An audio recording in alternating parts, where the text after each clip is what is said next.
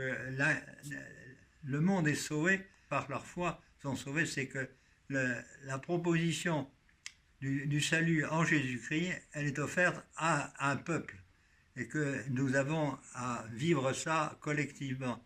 Et il me semble qu'aujourd'hui, où la société est quand même marquée par un individualisme qui est un individualisme destructeur, c'est ça qu'il faut mettre en œuvre.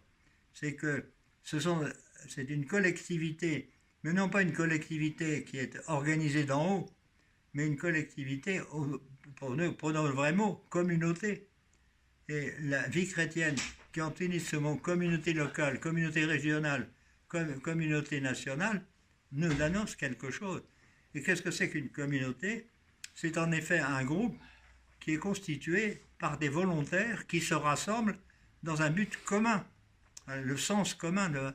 Et il me semble que c'est cela qui est aujourd'hui encore nécessaire, enfin, pour la vie chrétienne, et je dirais aussi pour l'ensemble de la société.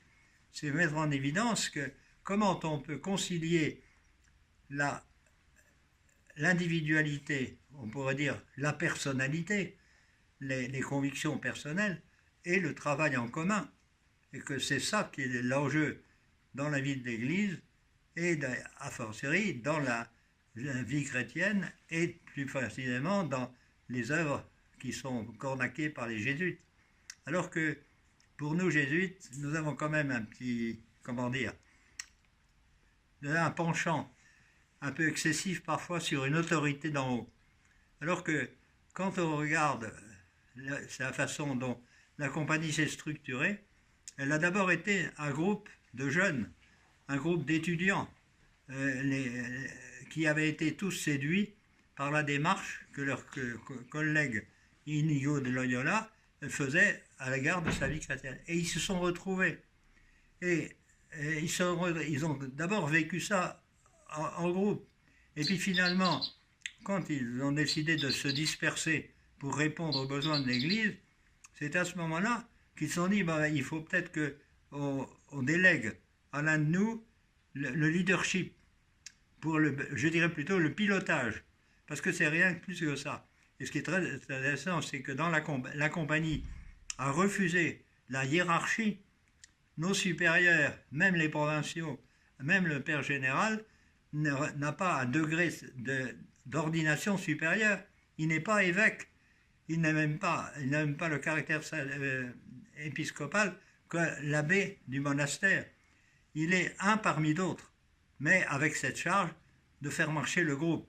Et je pense que nous avons, spécialement dans la conjoncture actuelle, à montrer aux chrétiens d'abord et d'une façon plus générale à l'ensemble de la société française comment on peut associer effectivement une démarche individuelle de conviction et d'initiative dans une activité collective pour le bien de tous et le fonctionnement des autres. Voilà ce qui m'apparaît pour aujourd'hui. Et je reviens à ce que je disais tout à l'heure, que la lettre du pape du 20 août nous le signale, et elle va tout à fait dans ce sens. D'ailleurs, on peut se rappeler que notre pape a été quand même formé dans la compagnie de Jésus, et il signale que parmi les mots qui sont dommageables à l'Église et à la société, c'est le cléricalisme. Et je trouve que cette critique du cléricalisme continue à nous menacer, et que nous avons à passer d'une conception toujours qui a tendance à être cléricale, c'est-à-dire à mettre à part des spécialistes, des gens qui ont une formation, un degré de culture tout à fait différent des autres, et l'ensemble du groupe. On est en groupe avec des ministères et des capacités certes différentes, mais ces différences de capacités et de possibilités ne créent pas une hiérarchie. Ignace était opposé à toute hiérarchie au sens étymologique du terme.